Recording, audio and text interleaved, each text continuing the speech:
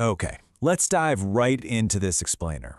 Today, we're unpacking Kamala Nair's beautiful and honestly just deeply moving story, The Day the River Spoke.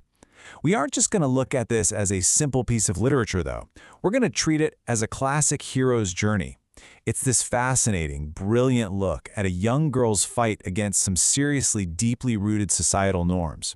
Honestly, if you've ever felt like there were invisible walls holding you back from your own dreams, you are going to find a lot of resonance in this breakdown.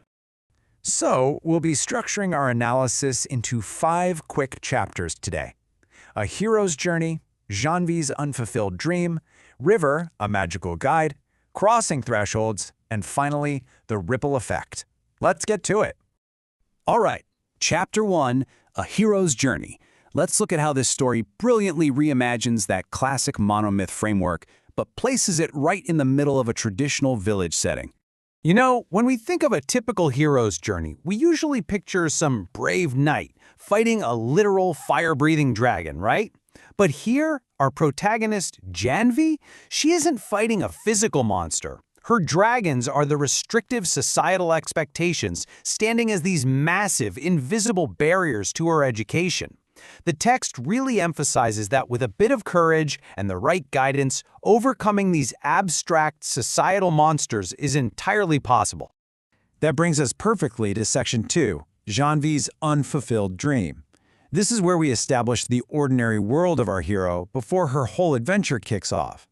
And wow, the story draws a truly heartbreaking contrast here. On one hand, you've got her older brother Etan and sister Mina. They have complete educational freedom. They get to go to school, explore the world, learn new things every single day. But then, on the other side, we have Janvi's confined reality. Her entire universe is restricted to the 4 walls of her home, where she's constantly stuck babysitting her younger brothers Ramu and Apu.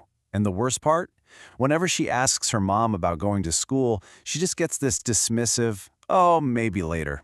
It's a stark look at the clear divide in expectations placed on kids based purely on gender and birth order. And here's where the injustice of it all really hits you. Janvi is already 10 years old. In a world where school usually starts around age 5, being 10 and stuck at home, it makes her feel like time is just slipping like sand through her fingers. She's reaching this point of absolute despair, genuinely believing she's just too old to ever be accepted into a classroom now. Which takes us to Section 3, River, a magical guide. Because, as we know, just when a hero hits absolute rock bottom, help usually arrives in the most unexpected way. So Janvi is crying in total defeat, and the story introduces this beautiful touch of magical realism. A river literally begins to speak to her. Now, the English text describes this as murmuring, and there's actually a fantastic Hindi translation for this exact feeling, puspusana, which means whispering in a very soft, sleepy voice. It wasn't a scary voice. Sure, it startled her at first, but the murmuring was incredibly soothing.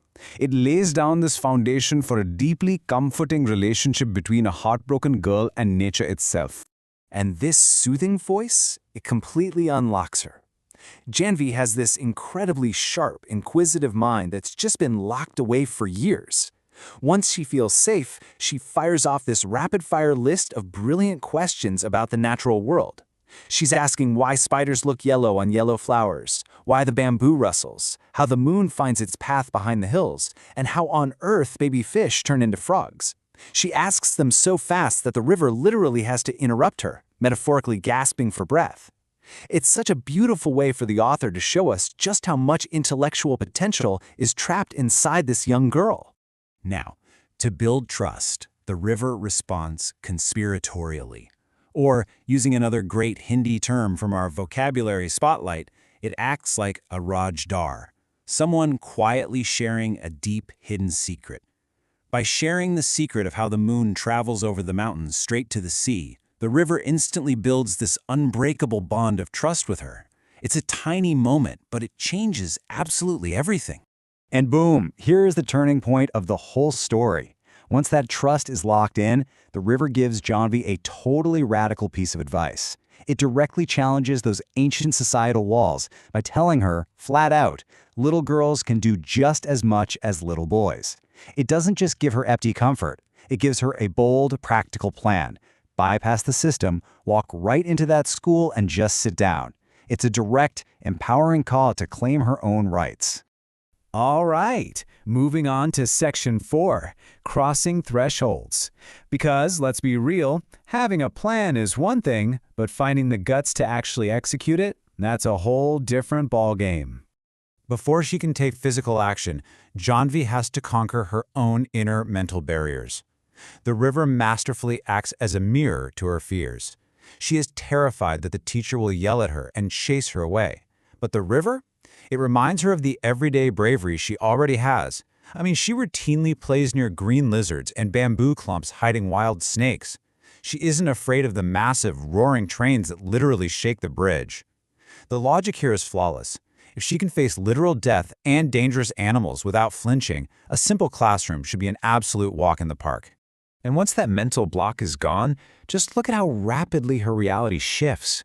Day 1, she meets the river in total despair. The very next morning, she sneaks into class. By that evening, the teacher is at her house talking to her father. And by the morning of day 3, she is running back to the river with incredible news. It just goes to show that taking one single brave step sets off an immediate chain reaction of success. During her brave infiltration of the school, the text uses a very specific word to set the scene: squatting. In Hindi, that's ukadu betna, crouching low down on the mud floor. The imagery here is incredibly vivid. She silently creeps to the back row and squats on the floor, all while her baby brother Apu is literally still fast asleep on her shoulder. It so perfectly captures her fierce determination mixed with the literal heavy burden of responsibility she's still carrying. And the author uses some incredible symbolism right at this moment. As Janvi is squatting in the back of the room, guess what the teacher is talking about? The historical greatness of Emperor Ashoka, a prince who became an absolute legend. So while the classroom is echoing with the history of a great emperor, Janvi is quietly taking the most monumental, historic step of her own young life right there in the back of the room. It's brilliant. Let's wrap things up with our final chapter, Section 5, The Ripple Effect. Let's see how this one isolated act of bravery builds into a massive wave of systemic change. When the teacher visits Janvi's home that evening, Janvi's bold action actually shatters a generational curse. It inspires her mother to finally break away from the grandmother's restrictive rules. Her mother has this huge breakthrough realization, declaring, "Ladkiyan jitna chahe utna padh sakti hain. Girls should study as much as they want to." She admits she wanted to study too when she was young, but was denied by the older generation. So Janvi's single step forward healed a wound from the past and literally changed the future of her entire family. And because of this massive breakthrough, Janvi's dream completely evolves. It's no longer just about her sitting quietly in a room. First, she wants to actually learn to write and do math. Second, she wants to become a teacher herself. And third, and this is the most important one, she vows to go door to door to bring every little girl in her village to school. This beautifully illustrates how empowering just one individual automatically creates a pathway to empower an entire community. You know, we all need a river in our lives to remind us of our own strength, but ultimately, we are the ones who have to take the step. The source material leaves us with this lingering, provocative question. Hamara sapna kya hai? Aur use pura karne ke liye hum kya kadam uthayenge? What is your dream? And what bold first step will you take to make it come true? What invisible societal monsters are holding you back right now? And what courageous step will you take tomorrow morning to bypass them? Think about it. Thanks for joining me on this journey today. Keep learning and keep taking those brave first steps.